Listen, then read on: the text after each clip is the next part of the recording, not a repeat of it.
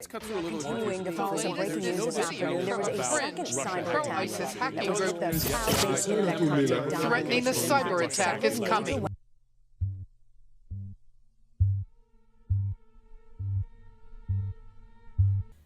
The past few decades have seen our lives increasingly intertwined with technology.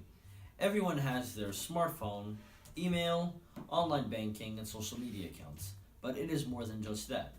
From our electrical grid, to medical records, to cars, to corporate and government servers, everything we do and rely on is now tied to the internet and cyber data.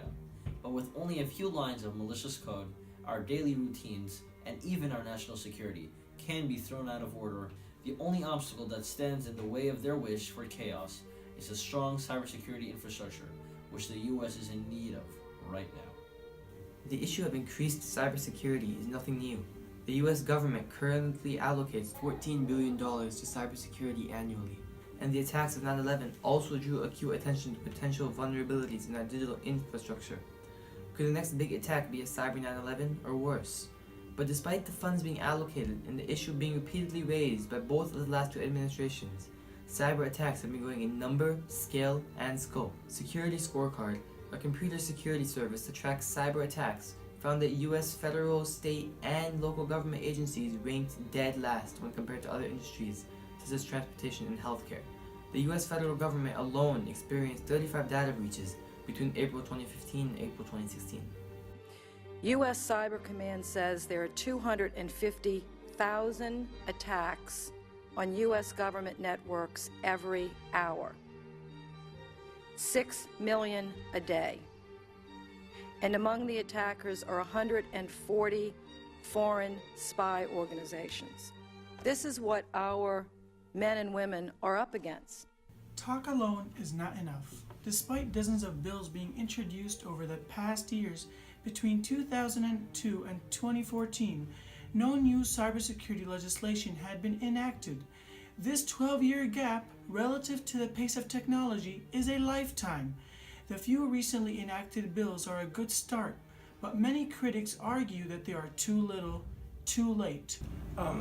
It's good that he put out a national initiative, but one of the problems about doing anything at the end of an administration is that it often tends to run out of steam pretty early. The Bush administration did this too. They had the Comprehensive National Cybersecurity Initiative, and so the short answer is good idea. It's good that they're focused on it, but it comes too late in the administration. Still, some would argue that the U.S. is taking cybersecurity seriously. The most recent proposal by President Obama includes $19 billion for cybersecurity, 35% more than current spending. This comes on the heels of his new Cybersecurity National Action Plan, a detailed proposal targeting both short and long-term cybersecurity improvements. There is also the issue of priorities. Government is there to serve the people, and when Americans are asked about the most pressing issues facing the country, cybersecurity is rarely mentioned. Most Americans mention economics, racism, dissatisfaction with the government, and national security as top issues. There is also the conflict between privacy and security. A big part of enhancing cybersecurity is encryption, but as we saw in the recent case between Apple and the FBI, not everyone agrees unbreakable encryption is the way to go. Groups like ISIS are already using such encryption, creating a black box of communication that security agencies have no way into.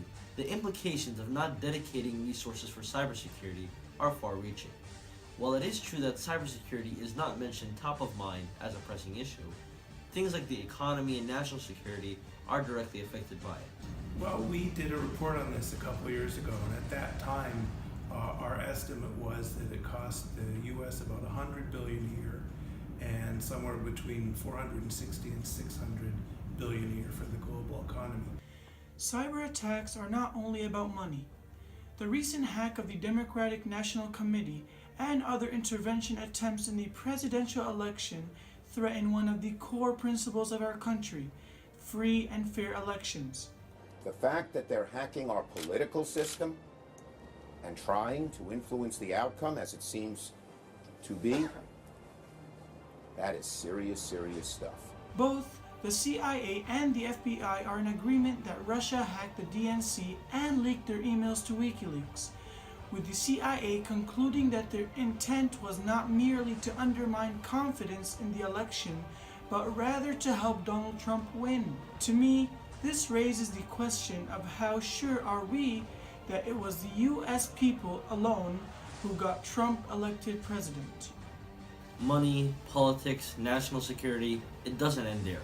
In December 2015, the Ukrainian power grid was hacked, reportedly by groups based in Russia. More than 200,000 people were left without electricity. This was the first known attack of its kind, and many of the security systems in place in Ukraine were more advanced than some of those currently used in America. It seems like only a matter of time until we are next.